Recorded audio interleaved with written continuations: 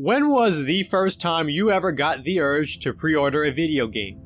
For me, I can think back to Donkey Kong 64 in 1999. I was just a small kid back then, and when I first heard about Donkey Kong 64 coming out in Nintendo Power, I was super excited. I was already a big fan of the Donkey Kong Country games on Super Nintendo, as well as Donkey Kong 94 on Game Boy. I also liked what Rare was doing on the N64 back then with games like Banjo-Kazooie, Blast Corps, and GoldenEye.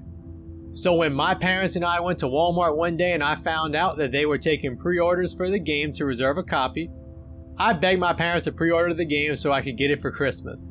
My mom agreed, and with a little bit of money down to reserve it, because that's how I worked back then, I knew I was getting my hands on that game sooner than later. Now, once the game came out and I got it for Christmas that year, it turned out to be a bit of a disappointment. It starts out alright, but then you realize it's just a big collectathon and not even a good one like Banjo-Kazooie. I thought it was pretty tedious at the time. Even my older brother gave up on the game after a while and didn't even get close to finishing it.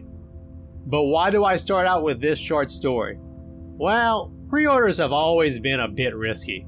I've had good and bad experiences with pre-orders in the past, and even a good company can sometimes make a lackluster game. However, it's not 1999 anymore, or even 2009, and I don't think anyone should pre-order any game at this point, particularly high-profile AAA games. It's way too risky, so I'm going to discuss why that is the case today, unlike 15 to 20 years ago. The first reason why you shouldn't pre-order games anymore is that games are no longer finished upon release, and this is especially true for AAA games. The release date means almost nothing anymore. Back in the 90s and early 2000s, if a company made a game for a console, there was no way to patch the game once it was in stores, because digital games didn't exist for consoles yet. That wouldn't take off until Generation 7. So if a game shipped out with a big bug, that bug was going to live on forever, and publishers and developers had to accept the consequences of that. Reviewers would probably discover the bug before they write their reviews, or gamers would discover it soon after and word of mouth would spread, whether it be in person or on message boards. And while publishers and developers would sometimes try to rush out games before, let's say, the holiday season, they had a lot more pressure to finish a game, especially if it was for console, like let's say for the PlayStation or N64 back in the day. They didn't get a second go around to ship the game out. PC gaming is a bit of an exception in a way, because patches have been around since the MS-DOS and Windows 95 days, basically as long as the internet has been around. However, even PC game devs back then usually tried to get games finished properly, because internet speeds were super slow in the dial-up days, and you couldn't assume back in the mid-90s that every customer even had internet access back then. I know my family didn't have dial-up internet until 2000, but we got a gateway PC a few years prior. Once broadband internet became more commonplace, then unfinished games became more common on PC. Sometimes, content had to get cut because devs had to make sure that whatever was already included in the game was working properly. Deadlines mattered, but sometimes games got delayed because it was more important to ship out a finished product than a buggy mess. Resident Evil 4 got delayed back in the day, but almost no one remembers that because the game turned out well. It was originally announced back in 1999. But it took until 2005 for the game to see the light of day. Once gamers got to play it, they didn't care that it took so long for it to come out because a delayed game was eventually good, and most people loved that game. Unfortunately, due to the advent of digital distribution, the industry has figured out that games can just be patched later on to fix problems. And on top of that, some games have day one DLC, which is stuff that could have been in the main game at launch, but the publisher wants you to pay extra on top of paying for the base game. Games can take months, if not years, in some more extreme cases to get to the point of being finished, if it even gets to that point. So when you pre-order a game nowadays, you may not be pre-ordering a complete product. You may just be paying to be a game tester without even realizing it. I think everyone remembers No Man's Sky, for example, and how messy that launch was. Same with Cyberpunk 2077. Another thing I've noticed about pre-orders is all of the extra bonuses that you can get if you're willing to spend more money. While some of these extras are small but neat things like a map of the game world, the soundtrack on CD, or an art book, some of these things are clearly meant to milk the most hardcore players out of their hard-earned money. I don't get the point of having small stuff like extra skins or in-game items as part of a pre-order. I also don't get why people fall for some of the more expensive collector's items that end up leading to a $200 pre-order.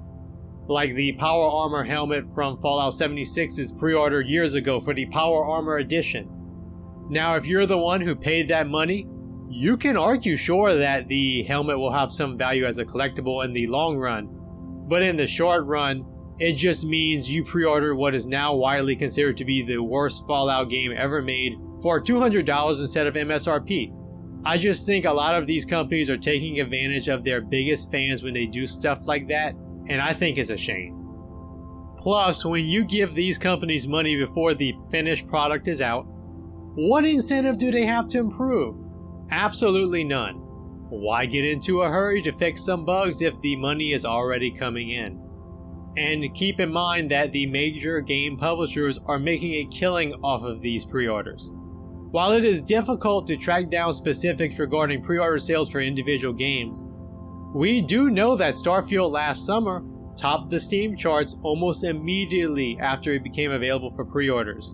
While yes, Steam takes their cut of the money, but Bethesda had to be swimming in money just from that right after. That's probably tens of millions of dollars just off of Steam alone.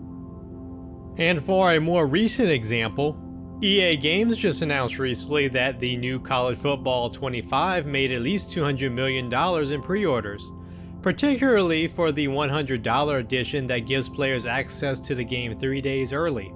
It is the first college football game in about a decade, so the hype is there, but that's a lot of money regardless. And keep in mind that while Steam does allow for refunds of games as long as you don't play for too long or wait too long, other online stores are not as generous, like the PlayStation Store for example. Once you download your game off of the PlayStation Store, you can't get a refund. So in a lot of cases, the money is not going back to the consumer. The truth is, a lot of these major companies just haven't earned your money lately. By pre-ordering their games, you're sending a vote of confidence to them that says everything is great. You're telling these companies that buggy, unfinished games on day one are totally okay. You're saying that it's okay for the game to be finished several months later with patches and DLC. You're telling a company like EA when you pre-order Madden NFL, for example, that yearly sports games that are mostly glorified roster updates are great. Never mind the fact that even a lot of the hardcore fans believe the series has gone downhill since the end of Generation 6. Same with Call of Duty games every year. Do we really need one of those every year? I don't think so. Next, you're telling these companies that day one DLCs and microtransactions are fine. If you don't want to get milk for stuff that could've and should've came with the game in the first place, don't pre-order. You hate third-party launchers and mandatory accounts like Ubisoft and Capcom like to shove down your throats? Don't pre-order, and even better, just don't buy their games anymore. Another terrible thing about enabling the status quo here is that you are contributing to the fact that gamers do not own their favorite games anymore. Remember the old phrase, "You will own nothing and be happy"? It used to be conspiracy talk, but now it's becoming more and more real. When you pre-order these big blockbuster games, you're telling these AAA companies that you are happy owning nothing and are willing to pay to own nothing ahead of time. Remember, you're only paying for the mere privilege of playing these games for as long as these companies allow. 20 years ago, you did own your games because you bought a physical copy at a store like GameStop, EB Games, Walmart, Best Buy, or anywhere else that sold games. Nowadays, physical games are almost dead, and you're just going along with the end-user license agreement, which basically says the game is not yours. And then that's not even getting into DRM like Denuvo on PC, which has been proven to hurt performance while simultaneously being an absolute failure at stopping piracy because it usually gets cracked quickly. The thing is, when we pay for something, we should be paying to own our games, not a glorified rental. Unfortunately, this is also about control, not just money, and these big corporations need to be knocked down a peg and humbled a bit by the consumers. Not putting down money on these glorified rentals is a good place to start. To wrap things up, I think if the gaming community as a whole were to stop buying pre-orders, I think it would send some shockwaves throughout the industry and would force these companies to change some of their practices. I doubt it would stop all of the bad practices going on right now, but I think it would help to convince these corporations to stop rushing out games and start delaying some of these games a bit in order to get them more polished. If we keep giving them money that they haven't earned lately, they will not change their ways. That's almost guaranteed. With the way things are right now, it makes no sense to put down money on a high-profile game before the release date. Plain and simple. But what do you think of pre-orders nowadays? Do you still pre-order major upcoming releases, or have you given up on this like I have? I can say that I haven't pre-ordered any game in years. Also, do you think the AAA gaming industry has earned our money or not, especially in recent years? Let me know in the comments below. Like and subscribe if you enjoyed this video. Thank you for watching, and I'll see you again soon.